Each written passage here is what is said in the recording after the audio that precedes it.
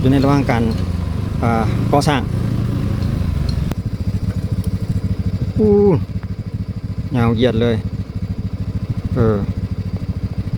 มีทั้งไม้แบบมีทางเล็กมีทางอันนั้นบ่สะดวกที่จะไปก็ลักษณะเดียวกันคือบ่มีคลองระบายน้ำเนาะแต่ว่าความหนาคิดว่าน่าจะอยู่ในระดับเดียวกันคือ24 เซนหรือ23 เซนแหละ23หรือ24 เซนเนี่ยแต่ว่าเขาเจ้าเคยได้ข้อมูลมาเกี่ยวกับเล็กแบบของทางเปตงของเพื่อนนั่นนะเส้นทางจากบ้านด้านสร้างออกไปหาเขตบ้านโนนสะอาดพี่น้องเดี๋ยวนี้เพิ่นข้าพเจ้าได้ข้อมูลมาว่าเพิ่นมีบางจุดเนาะเพิ่นกำลังยังเทเปตงบ่ทันได้สำเร็จเดี๋ยววันนี้จะพาทุกท่านไปสำรวจเบิ่งอีกทีนึงว่าเส้นทางดังกล่าวหันยังหลายสำใดที่ว่าเพิ่นยังบ่ทันได้สำเร็จในปัจจุบันปี 2026เส้นทางหมายเลข 10พี่น้องเฮามาเริ่มต้นอยู่ที่จุดนี้เนาะทางด้านหน้าเฮาก็มาจากบ้านทางงอนมาจากบ้านทางงอนมาจากดงบักคายตลาดดงบักคายอยู่ทางด้านหน้าเดี๋ยวเห็นส่วนสาธารณะลาวเวียดนามอยู่ทางด้านหน้าพุ่นแหละที่เฮาเห็นป้ายลิบๆหน่อยนึงเพื่อบ่ให้บางทีทางท่านเพื่อบ่เป็นบ่ให้งงว่าซั่นต่อไป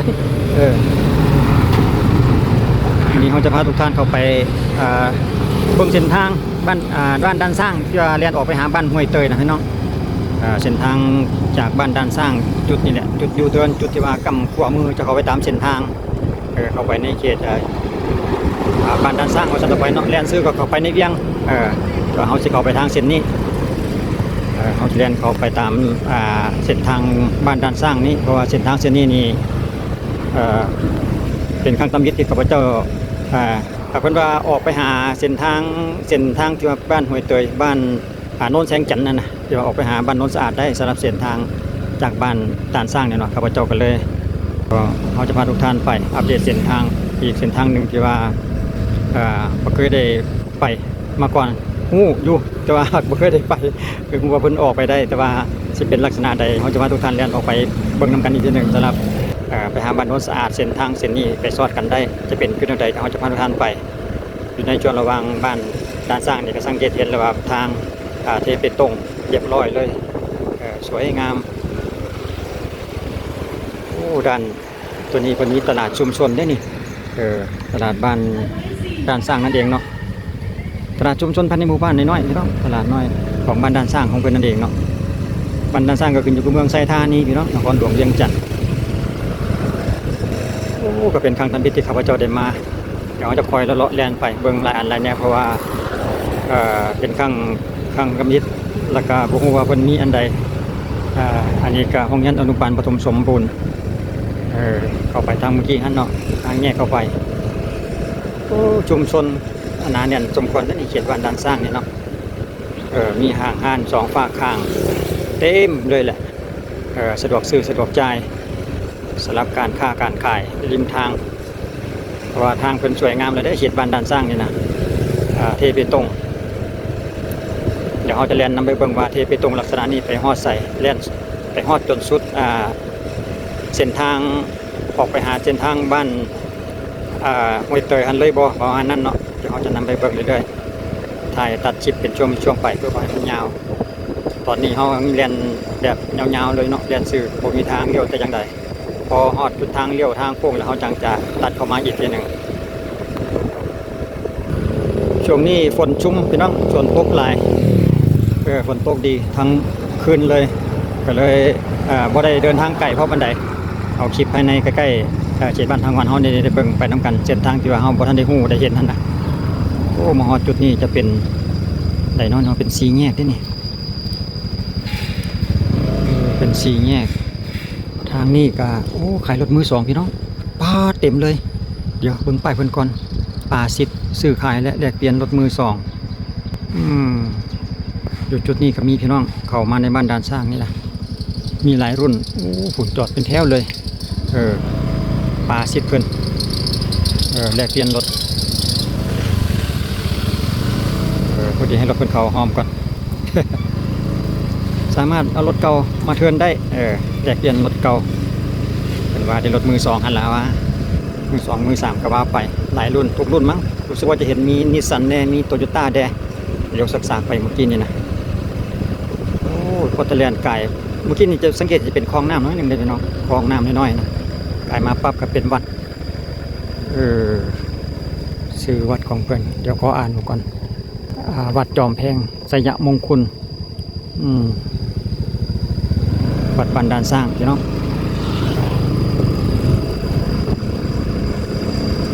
เอาเดินต่อไปอีกจากระยะหนึ่งก่อนกันฮอดทางแยกหรือว่าทางแบ่งเขาก็จังตัดคลิปเข้ามาเพื่อบ่ให้ทุกท่านของตอนนี้แล่นซื้ออยู่เด้อพี่น้องโอ้เดี๋ยวเบิ่งทางไปตรงมันคือว่างามในจุดนี้สงสัยเฮ็ดมาหลายปีแล้วก็ประมาณเป็นปีแล้วก็คิดว่าก็เฮ็ดแบบง่ายๆพี่น้องทางไปตรงของเพิ่นก็สังเกตเห็นกับบ่ได้เน้นเกี่ยวกับคลองระบายน้ำเนาะเพราะว่าส่วนหลายเฮาสังเกตเห็นจะเป็นป่า จะเป็นสวนแล้วก็เป็นออกมาจากนั้นชุมชนนิดนึงก็จะบ้านห่างๆเลยได้บ้านนี้บ้านเฮือนก็ห่างๆส่วนหลายจะเป็นสวนก็เลยเพิ่นก็เลยอาจจะบ่ได้เน้นนักเกี่ยวกับคลองระบายน้ำหั่นนะเพราะว่าเห็นแต่เป็นหญ้าอยู่เนาะบ่มีคลองแต่อย่างใดเพิ่นอาจจะตีแบบที่เอาแบบง่ายๆเพื่อประหยัดงบหั่นนะแต่ว่าการเฮ็ดเกี่ยวกับคลองระบายน้ำต้องเพิ่มงบประมาณได้อีกแต่ว่าในโซนนี้สมบัติส่วนหลายก็เป็นแต่ป่าไม้เพิ่นอาจจะบ่ได้เน้นนักปานใดเกี่ยวกับสวนเนาะเอาไปหอดทางแดงทางพวกแล้วเขาจังตัดเข้าไปอีกทีหนึ่งตอนนี้อยู่ในชนวางเรียนไปเรื่อยๆเรียนซื้ออย่างเดียวถ้าว่าท่านใดที่ว่ายังไม่ทันได้มากคือข้าพเจ้าหานะเพื่อบ่ให้ทุกท่านงงว่าเส้นทางนี้จะลัดออกไปได้จังใดคือพอเบิ่งป้ายบ้านก่อนแป๊บหนึ่งพี่น้องนี่เพื่อความมั่นใจหอมใดในหอม3/13บ้านด้านสร้างหอม3/13เป็นทางแดงไปเอาเรียนซื้ออีกไปจากระยะหนึ่งอีกก่อนกำแพงเฮือนหลังนี่ดินบอกกว้างๆว่ะเขตนี้นี่ยังห่างอยู่เด้อนี่อันบ้านเฮือนของประชาชนนี่เนาะดินว่างเปล่าหลายอยู่ได้นี่ส่วนหลายเป็นป่าก็เป็นกับทางสวยงามเลยล่ะทางไปตรงก็ได้มาจากเถื่อพี่น้องเลยอยู่ใกล้อยู่แต่ว่าส่วนหลายก็พี่แต่กายไปกายมากายทางใหญ่พุ่นละวะแต่ว่าเขามาภายในหมู่บ้านเพิ่นนี่ก็เป็นทางตมิตรคือกันบ่มาก็บ่ได้ฮู้ได้เห็นเนาะพี่น้องเลยมาเบิ่งเพื่อฮู้บางเทื่อเฮามีเวียกได้ผ่านมาทางนี้ก็สามารถแล่นลัดเฮาบ่อยากไปทางพุ่นเฮาลัดจากบ้านด่านสร้างลัดออกไปหาเส้นทางบ้านห้วยเตยเลยจังซี่นะเพราะว่าทางเพิ่นก็ดีเลยเด้หรือว่าหลีกเลี่ยงในกรณีว่าเส้นใดเส้นหนึ่งมันรถติดสินะมีปัญหาในหนึ่งเขาก็สามารถหลีกเลี่ยงหูเส้นทางแล้วเขาก็มันจะง่ายว่าสั้นต่อไปไปหันมานี่มันจะง่ายครับถ้าว่าหูเส้นทางหลายๆเส้นทางแล้วนะกำลังก่อสร้างเพิ่มเติมอีกหลายแต่เคนมีกำแพงเดี๋ยวบ่เห็นดอกกำแพงเป็นกั้นไว้อยู่ นี่ดินกว้างขนาดส่วนแต่ละส่วนที่น้องกันเขตนี่นะมาฮอดจุด3แยกนี่ก็คิดว่าน่าจะไปตามทางไปตรงนี่ก่อนเท่านั้นเป็นทางลาดยางเนาะจุด3แยกนี่เขาไปทางด้านนี้ก่อนพี่น้อง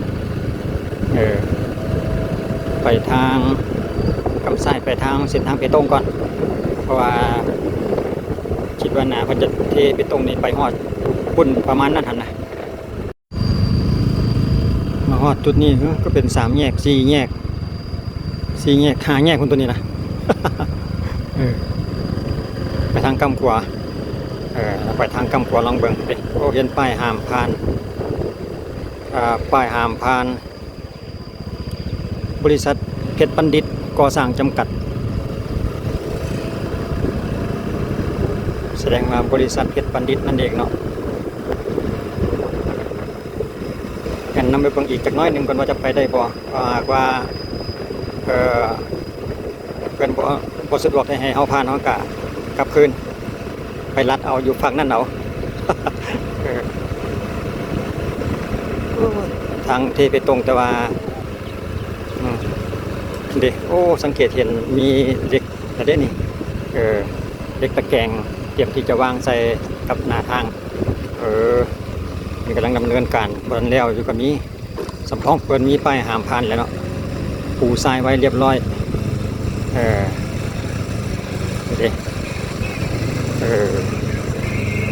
ปูทรายอย่างนี้เวียดที่นี่กัน เวียดกลับคืนแสดงว่าไปบ่ได้เนาะห้ามผ่านนั่นเองเพิ่นกำลังก่อสร้างห้ามผ่านรู้สึกว่าจะไปบ่ได้ซะแล้วทางเส้นนี้อยู่ในระหว่างการนี่เด็กเพิ่นอยู่ในระหว่างการก่อสร้างเราต้องได้กลับคืนซะแล้วเพราะว่าไปบ่ได้ยาวเหยียดเลยมีทั้งไม้แบบมีทางเล็กมีทางอันนั้นบ่สะดวกที่จะไปเดี๋ยวเราจะแล่นอ้อมเราต้องได้แล่นอ้อมไป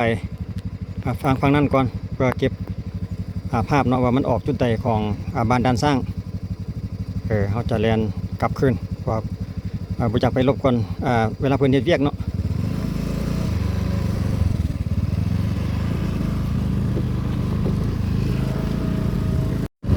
หลังจากเขาเรียนกลับคืนมาจุดนี้เนาะจุดที่ว่าห้ามผ่านนี่นะห้ามผ่านนี่เนาะก็บอกให้ทุกท่านงงเดี๋ยวเขาจะพาทุกท่านกลับเข้าไปอีกเส้นหนึ่งสามารถเข้าได้2 เส้น 3 เส้นไปเลยจุดหาแยกจุดหาแยกที่ว่าเขาก้าวไปตำยิดท่านเนาะจุดนี้จุดหาแยกเข้าไปเมื่อกี้เขาก็เรียนกลับคืนจุดนี้สักก่อน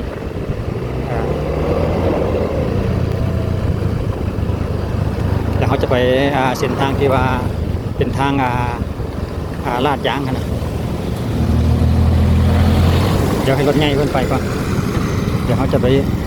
พอดีรถใหญ่คันนี้ไปเดี๋ยวเขาไปตามรถใหญ่เลยพี่น้องเส้นทางที่ว่าเป็นทางลาดยางนะ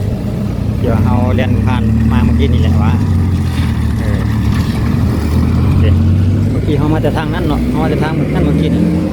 เขาก็เรียนมาตามเส้นทางยางเส้นนี้ซะก่อนว่ามันเข้าได้อีกเส้นหนึ่งเพิ่นว่ามันจะมี2 เส้นจะเป็นทางยางเพิ่นก็บอกไว้มาอยู่ว่ามันจะมีทางไปตรงกับทางลาดยางเพิ่นว่าสามารถไปได้คือกันแต่ว่าเมื่อกี้เขาไปทางไปตรงแล้วพอดีเพิ่น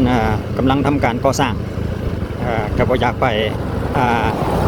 ส่วนวนเพิ่นว่าซั่นต่อไปว่ามันจะเฮ็ดให้เพิ่นสับสนเพราะว่าเพิ่นมีทางเล็กทางแบบกว้างกั้นไว้อยู่หั่นนะก็เลย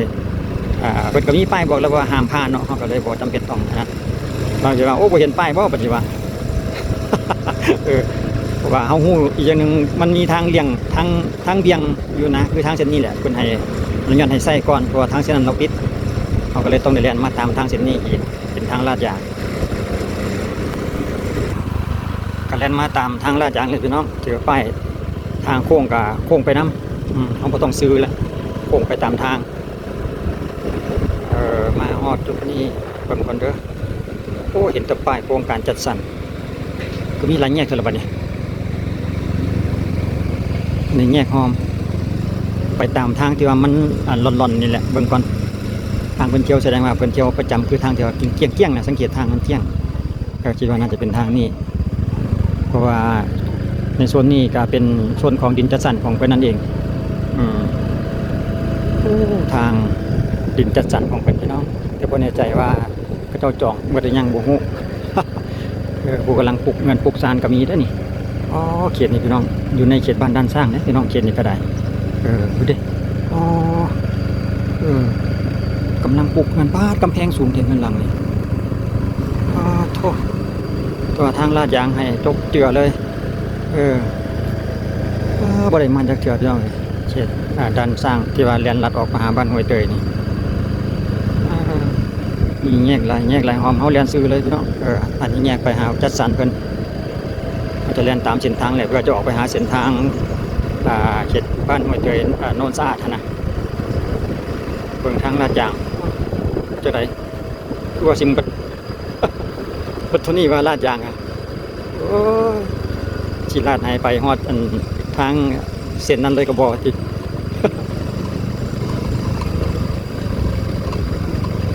เป็นทางแดงกันยังใครแต่ว่ามันบกไก่ปานใด ได้เห็นแล้วดิก็เห็นรถเป็นแลนทางใหญ่เป็นแลนผ่านไปผ่านมาแล้วเป็นทางแดงแต่ว่าบกไก่เพราะตัวใดเราพี่น้องในยามฝนแบบนี้ก็ที่ตมมาแล้ววะแบบนี้แหละมีน้ำขังเลยครับเพื่อนน้อยนึง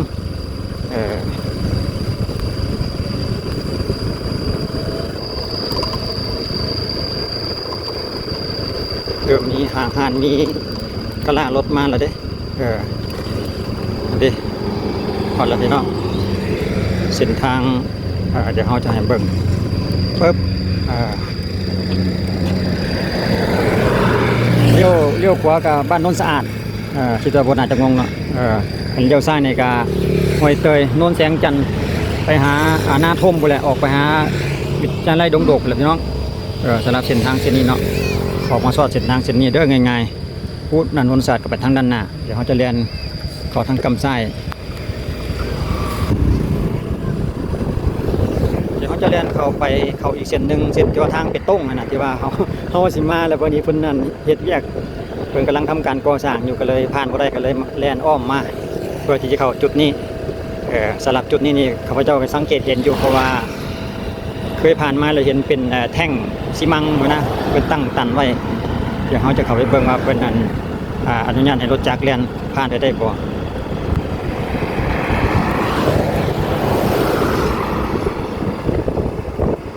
ก็อยู่ใกล้ๆกันนี่แหละพี่น้องดิใกล้ๆกันก็หอมเมื่อกี้นี้มันขนานกันเนาะสลับสองหอมเมื่อกี้นี้นะเด้ก็จะได้อยู่ว่าเมื่อกี้เห็นรถจักรคันนึงเรียนออกมาก็เป็นอนุญาตเฉพาะรถจักรเนาะรถน้อยรถใหญ่นี่ยังบ่ให้ผ่านเทื่อเด้โอ้เทใหม่ๆเลยพี่น้องตัวนี้แล่นกลับคืนเพื่อบ่ให้งงพี่น้องออกจากเส้นทางบ้านห้วยเตยนี่แหละแต่ว่าจุดนี้ก็ยังอยู่ในพื้นที่ของบ้านดันสร้างอยู่ได้พี่น้องอยู่ในพื้นที่ของดันสร้างเมืองไซธานีเฮานี่เองเนาะเด็ดโอ้ใหม่ๆเลยนี่คือว่าเทไปไม่ไหม้เลยแหละนี่นะอาจจะเทบางเดือนที่แล้วนี่มั้งคิดว่าก็ง่ายจังนึงอยู่ดอกพี่น้องเพราะว่าส่วนหลายก็เป็นแต่ส่วนเป็นแต่ให้น้ำแบบนี้ก็เป็นก็จะบ่อยเน้นเกี่ยวกับคลองระบายน้ำเพราะปันใดเดี๋ยวเขาจะพาทุกท่านเล่นไปจนฮอดจุดที่ว่าเพิ่นก่อสร้างจุดที่ว่าเข้าไปบ่ได้แหละจังค่อยกลับคืนแล้วก็จะก็คือสิเข้าใจได้ง่ายสำหรับเส้นทางลัดจากเส้นทางหมายเลข10เนาะอยู่เขตถนนนั่นนะเข้ามาหาเส้นทางเขตบ้านห้วยเตยโนนสะอาดทางด้านนี้เนาะลัดมาทางนี้ก็ไกลอีกจังนึงเพราะว่าเมื่อก่อนนี้มันก็มีปัญหาในทางมันจะเป็นทางแดงนะเป็นคุมหลายเพื่อนลำบากแต่ในปัจจุบันในประเทศเป็นตรงแบบนี้นี่แต่ว่าหลายทานโหเส้นทางเส้นนี้อาจจะนำไส้เส้นนี้ก็เป็นไปได้นะเพราะว่ามันสะดวกแล้วเนาะไปง่ายมาง่ายโอ้แต่งทอขามทางแต่งปากทอวางทอหน้าบ้านวางทอหน้าบ้านซื่อๆเนาะของไผ่ของลาวเด็กทอเปิดกระดิ่งเอาไว้อันนี้เปิดกระดิ่งเฮ็ดใส่หน้าบ้านของเพิ่นจุดที่ว่าเงาทั้งแถบส่วนโซนของเงินเพิ่นหันละว่ามีกำแพงโอ้ยังขาวยังสะอาดอยู่เลยตัวหากท่านเดินเอาไม้ซื่อๆทางนี้ยังมีไม้นี่กฎหมายเพิ่นก็วางไว้จุดนี้การบ่ให้รถใหญ่ผ่านนั่นเองก็เป็นสัญลักษณ์เตือนคิดว่าน่าจะฮอดแล้วจุดที่ว่าเฮาจุดที่ว่าเพิ่นบ่ให้ผ่านนั่นเนาะจุดนี้แหละเด้ปุ๊บเด้นี่ว่าเพิ่นกำลังก่อสร้างจุดที่ว่าเฮาไปอีกด้านนึงที่ว่ามาบ่ได้หั่นน่ะจุดนั้นแหละเพิ่นกำลังเฮ็ดเวียกเอาสำนี้นี่ก็ฮู้แล้วแหละพี่น้องสำนี้ก็ฮู้แล้วว่าเพิ่นเส้นทางไปตรงมาลัดกันจุดนี้มี2เส้นน้ำกันที่ก็อีกว่าคิดว่าน่าจะโดนสำหรับทางไปตรงของเพิ่นประมาณคิดว่าน่าจะเกิน1เดือนอีกเดือนนึงเพิ่นก็ต้องสำเร็จแหละก็สามารถมาได้แล้วเนาะบ่แน่ใจว่าทุกท่านจะเข้าใจคือจะบ่งงดอกพี่น้องแล่นมาเรื่อยๆแล้วก็เลือกที่ว่าจะไปทางลาดยางหรือจะมาทางไปตรงแต่ว่าถ้าว่าทางไปตรงหรือว่าทางคอนกรีตนี่เพิ่นสำเร็จแล้วแล่นมาทางไปตรงจะง่ายกว่าเพราะมันซื่อเลยเด้แล่นมาตามสังเกตทางไปตรงมันจะแล่นง่ายแล่นซื่อเลยแต่ว่าไปทางลาดยางมันจะมีทางโซนนึงที่ว่าบ่ทันได้แล้วเนาะบ่ทันได้ลาดหั่นน่ะทางที่เฮาเห็นนั่นแหละที่เป็นทางแดงอยู่หั่นน่ะกับเพียงเท่านี้แหละพี่น้องข้อมูลเล็กๆน้อยๆออกมาฝากกันสำหรับเส้นทางภายในชุมชนขอบเขตเมืองไซธานีทางในหมู่บ้านลัดไปหันลัดไปนี่เส้นใดแดที่ข้าพเจ้าไปฮอดไปถึงหูแล้วก็จะมาติดตามและอัปเดตให้ท่านได้เบิ่งไปเรียนออกมาทางเก่าก็จะมาออกจุดนี่แหละจุดที่เขาเรียนเข้าไปเมื่อกี้ฮันเนาะจะมีแท่งซีมังตั้งกันไว้กันเพื่อห้ามรถใหญ่ไปได้เฉพาะรถจักรรถน้อยโครงสร้างพี่น้องเลยเร่งรัดพัฒนาสปป.ลาวนี่เบิ่งไหมจักเป็นอย่างตัวเป็นอย่างกำลังเร่งสร้าง อยู่ในเขตพัฒนาเขตนี่นะเขตเมืองไซธานีนี่พี่น้องเดี๋ยวไปพุ่นกับพูดเลยเขาไปหาวิทยาลัยดงโดกไปเขตบ้านนาทมเขาก็จะเลี้ยวขวากลับไปทางนี้เขตบ้านทางงอนเขาโนนสะอาดทางงอนเอาก็มีเพียงเท่านี้แหละพี่น้องเอาข้อมูลอัปเดตเส้นทางมาให้ทุกท่านได้เบิ่งได้ฮู้ไปนํกันว่าในปัจจุบันในเส้นทางบ้านใดแดที่ว่าเพิ่นเร่งรัดพัฒนาจากบ้านนั้นไปหาบ้านนี้ห้องนั้นห้องนี้ก็จะได้ฮู้เอาก็มีเพียงสำนี้พี่น้องขอบใจ FC เพราะว่าจะเป็นภายในหรือต่างประเทศทุกประเทศที่ว่าสามารถรับชมคลิปวิดีโอกับเจ้าได้ก็ขอบใจอีกเท่านึงจะเอาไว้เจอกันในคลิปต่อไปสำหรับคลิปนี้สบายดี